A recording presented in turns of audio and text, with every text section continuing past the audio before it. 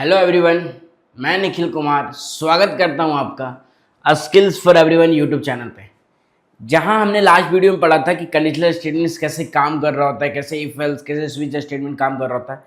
पिछले वीडियो में मैंने 4 असाइनमेंट्स दिए थे। उन चारों असाइनमेंट्स के क्वेश्चन पर आज हमारा डिस्कशन होगा कि कैसे उसको सॉल्व करते हैं और कैसे एक लॉजिक बनाते हैं कि उस प्रॉब्लम को सॉल्व करने का वे देखते हैं। तो आज का जो पूरा सेशन है वो असाइनमेंट क्वेश्चंस को सॉल्व करने का है।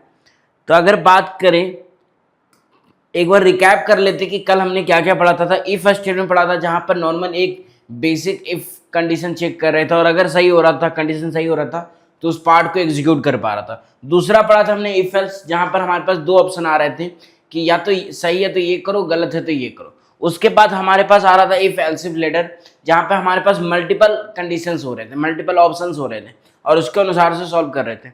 और फिर आया था स्विच केस, कि जहां पर हमारे पास केस के अकॉर्डिंग हम सिचुएशन को, मल्टीपल सिचुएशन को सॉल्व कर पा रहे थे। और एक हमने पढ़ा था टर्नरी ऑपरेटर, जो हमने ऑपरेटर वाले चैप्टर में पढ़ा था, तो उसको मैंने नहीं लिखा है। बाकी ये 4 कॉन्सेप्ट पर लेट्स डू इट और लेट्स स्टार्ट आवर असाइनमेंट। कि पहला क्वेश्चन क्या था, तो अगर आपको याद होगा तो हमारा फर्स्ट क्वेश्चन जो था वो था साइन नंबर चेकर। अगर हम नॉर्मली बात करें मैथमेटिक्स टर्म में, साइन नंबर कैसे चेक करते हैं, तो अगर मैथ की बात करें कि अगर कोई 0 से बड़ा है तो वो क्या है, पॉजिटिव नंबर है। और अगर कोई नंबर 0 से छोटा है तो वो क्या है, नेगेटिव नंबर है। और लेट सपोज अगर 0 से बड़ा भी नहीं है, 0 के छोटा भी नहीं, तो उसका मतलब क्या है कि वो 0 है। तो इस तरह का कुछ नॉर्मल सा प्रोग्राम बनाना था जहाँ पे हमें चेक करना था एक नंबर इनपुट लेके, और अगर उसको इफ कंडीशन के साथ चेक करना था कि अगर वो 0 से बड़ा है तो आउटपुट दे दें कि वो पॉजिटिव नंबर है, 0 से छोटा है तो नेगेटिव दे दें, और अगर वो दोनों नहीं है तो फिर वो 0 है, इट मीन्स डेट 0 दे दें। तो हमने वही उसका प्रोग्राम बनाया है कि सबसे पहले हमने क्या किया, हेडर फाइल इंक्लूड किया। अब हेडर फाइल क्या होता है, मैं बार बार बोल रहा हूँ कि हेडर फाइल वो एक तरह से लाइब्रेरी है जिसके हेल्प से हम बाकी चीज़ों को काम कर पाते हैं। अगर कोड की बात करें तो कोड स्टार्ट हो रहा होता है मेन फंक्शन से, जहां पर हमारा एंट्री पॉइंट कहलाता है। तो सबसे पहले हमने लिखा मेन पॉइंट में इंट नम। इंट नम क्या बता रहा था, नम नाम का एक वेरिएबल है जो इंट डेटा टाइप यानी इंटीजर टाइप का डेटा टाइप रखने वाला है। और उसके बाद लिखा सी आउट इंटर अ नंबर। अब यहां पर क्वेश्चन आता है कंपाइलर का। जब आप कंपाइल करके जब इसको रन करते हो तो कंपाइलर सोचता है सी आउट क्या है, तो वो आपस से पूरा कोड देख रहा होता है और उसको फिर मिलता है आयो स्ट्रीम। सी आउट एक क्या बोलते हैं, प्रिंट करने का स्टेटमेंट है, जो मैंने आपको इनपुट एंड आउटपुट वाला स्टेटमेंट में पढ़ा था। अगर आपने वो वीडियो नहीं देखा है तो नीचे दिए गए जो प्लेलिस्ट का लिंक है उसको फॉलो कीजिए और वापस से इनपुट और आउटपुट का स्टेटमेंट का वीडियो देख के वापस इस वीडियो आएगी। तो सी आउट है जो प्रिंट करने का काम कर रहा होता है, जो आपके स्क्रीन पर विजुअल होता है। तो हमने लिखा था नंबर इज पॉजिटिव, मतलब सबसे पहले ये इंटर अ नंबर, तो वहां पर इंटर अ नंबर करके आपके पास प्रिंट हो रहा होता है। जैसे ही प्रिंट हुआ, लेकिन ये सी आउट कैसे काम कर पाया, सी आउट कर पाया आयो स्ट्रीम के हेल्प से, जहां आई इनपुट करने के लिए काम आ रहा होता है और वो स्ट्रीम आउटपुट करने के लिए काम होता था। वही आउटपुट के लिए आयो स्ट्रीम यूज कर रहे होते हैं। चूंकि ये all the things is standard, इसलिए हम दूसरा लाइन यूज करते हैं कि जो हमारा कोड है वो स्टैंडर्ड वर्जन में यूज हो रहा हो। तो इंटर नंबर हमारा प्रिंट हुआ। अब यहाँ पे सी इन का मतलब हुआ कि कीबोर्ड के थ्रू यूजर ने अपना वैल्यू दिया और यहाँ पे उसने नम का वैल्यू दे दिया। लेट सपोज उन्होंने 5 दे दिया। अब 5 दे दिया तो वहां चेक किया इफ कंडीशन लगा के कि इफ नंबर यानी 5 इज ग्रेटर देन 0, क्या 5 0 से बड़ा है, हाँ अगर है तो सी आउट यानी प्रिंट कर दो नंबर इज पॉजिटिव। अब लेट सपोज एक और सिनेरियो लेते हैं, अगर यूजर ने -2 दिया होता तो -2 क्या 0 से बड़ा है, नहीं है। क्या 0 के लेस देन है, it means the number is negative. और अगर लेट सपोज यूजर ने 0 दिया होता तो क्या 0 0 से बड़ा है, नहीं है। क्या 0 0 छोटा है, नहीं है। इट मीन्स दैट 0 0 नहीं है, तो इट मीन्स क्या है, वो नंबर एक 0 है। और यहाँ पे लास्ट वाला कंडीशन शुरू हो रहा था कि द नंबर इज 0। तो इस तरह से साइन नंबर चेकर का जो प्रोग्राम है वो बिल्ड हुआ और नॉर्मली हम एक प्रोग्राम बना पाए। अब बात करते हैं नेक्स्ट क्वेश्चन की, और क्वेश्चन था, ये क्वेश्चन बहुत बेसिक और बहुत ही अच्छे लेवल पर है कि अगर आपके पास 3 नंबर है और उन तीनों नंबर को चेक करना है कि तीनों में सबसे बड़ा कौन है, तो कैसे चेक कर सकते हैं। तो इसका सिंपल सा लॉजिक है कि अगर एक हम नंबर लिए और एक नंबर को हम दोनों के साथ कंपेयर कर दिया, अगर वो दोनों से बड़ा है इट मीन्स दैट वो नंबर ही बड़ा है। तो उसी तरह का बस कुछ कंडीशंस को हमें फॉलो किए नॉर्मली वापस वही 2 हेडर फाइल लगाए, मेन फंक्शन स्टार्ट किए, 3 नंबर को ABC नाम का वेरिएबल को डिक्लेयर किए और एंटर द 3 नंबर लिया, 3 नंबर को ले लिए। और जैसे ही 3 नंबर को इनपुट किया उसके बाद हमारा लॉजिक शुरू हुआ कि लेट सपोज ABC नाम लिए। अब हम कंडीशन लगाएं कि क्या A B से बड़ा है और A C से बड़ा है, मतलब अगर A B से भी बड़ा है और A C से भी बड़ा है तो इट मीन्स कि A बड़ा है। तो यहाँ पर जो एंड ऑपरेटर लगा है, ये एंड ऑपरेटर बता रहा था कि अगर दोनों कंडीशन सही है तभी आगे का काम कर रहा होगा। अगर A B से बड़ा है या A C से बड़ा है तो इट मीन दैट कि A बड़ा है B से, बट C से कोई जरूरी नहीं कि बड़ा हो। लेकिन अगर हम एंड ऑपरेटर लगा रहे होते तो वहां पर कंडीशन फिक्स हो जाता है कि कंडीशन सारा मैच करना चाहिए, मतलब A को B से भी बड़ा होना होगा और A को C से, तभी तो ये बड़ा होगा। तो ऐसा कुछ लॉजिक के साथ हम सॉल्व कर रहे होते हैं। अगर लेट सपोज ये सिनेरियो गलत है तो दूसरा सिनेरियो होगा कि B A से बड़ा होगा और B ही C से बड़ा होगा। अगर ऐसा भी नहीं हुआ कि A भी नहीं बड़ा है और B भी नहीं बड़ा है, इट मीन्स दैट सबसे लास्ट वाला यानी C ही बड़ा होगा। तो वही लॉजिक के साथ हमने प्रोग्राम बनाया जहां पे मल्टीपल ऑप्शंस, मल्टीपल कंडीशंस को हमने अप्लाई किया इफ एल्स इफ लेटर के हेल्प से, और उसके हिसाब से हमने कंपेयर कर करके लॉजिक्स बनाकर लास्ट में प्रिंट कर लिया और हमारे पास राइट आउटपुट आ गया। तो इस तरह से हमारा काम कर रहा होता है कंडीशनल स्टेटमेंट रियल लाइफ में। जब भी हम बड़े बड़े प्रोग्राम्स को सॉल्व कर रहे होंगे तो इस तरह का मल्टीपल चीजें होगा जहां पे हमारे लास्ट डिजिट वैल्यू निकालने होंगे।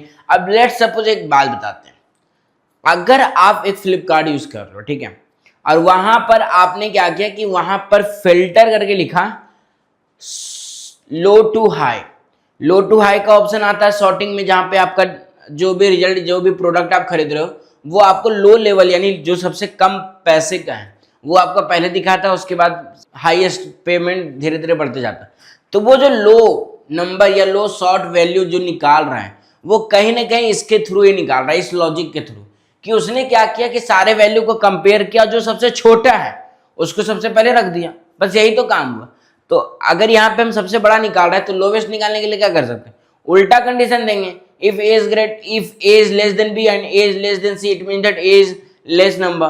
तो उसी तरह का लॉजिक कुछ काम कर रहा होता है हमारे डेली लाइफ में, रियल लाइफ के वर्ल्ड एप्लीकेशन में, और इस तरह से प्रोग्राम बन रहा होता है। अब हम बात करते हैं कैलकुलेटर।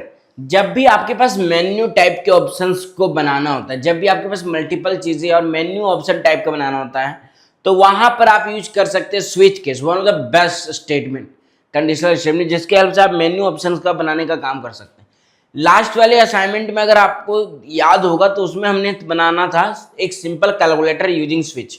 तो हमने कुछ नहीं किया, सबसे पहले लिया कैरेक्टर ऑपरेशन नाम का वेरिएबल, मतलब यहाँ पे ऑपरेशन यूजर डालेगा कि वो चाहता क्या है, और उसके बाद हमने दिया डबल num1 और num2। डबल एक डेटा टाइप है जो फ्लोट का एडवांस वर्जन है, जहाँ पे num1 और num2 नाम का वेरिएबल है जो स्टोर कर रहा होगा वैल्यू।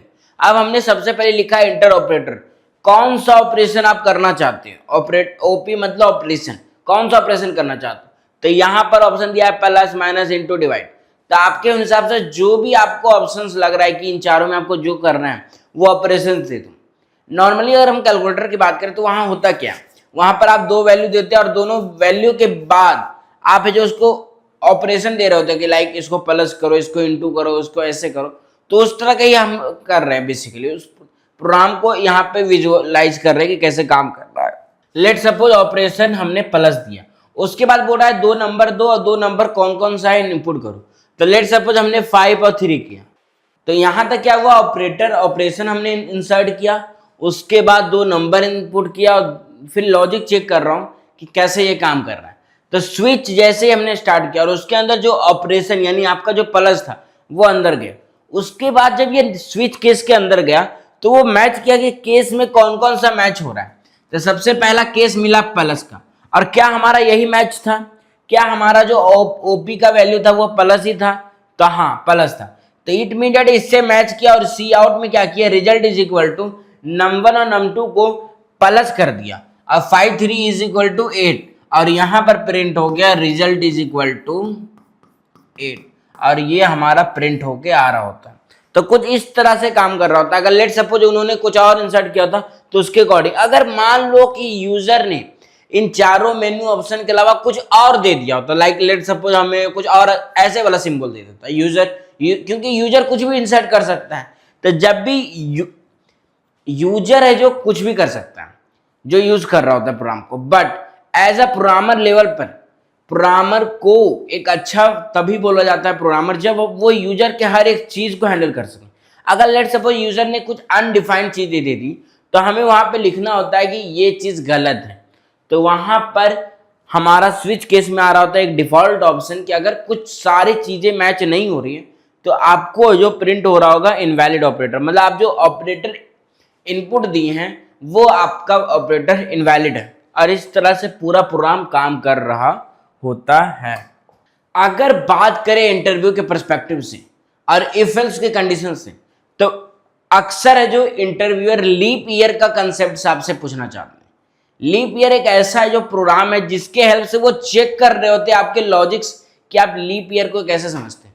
अगर हम नॉर्मली बात करें कि लीप ईयर होता क्या है, तो मैक्सिमम लोग बोलेंगे कि लीप ईयर वो ईयर है जो 4 से डिविजिबल हो जाए, वो लीप ईयर है।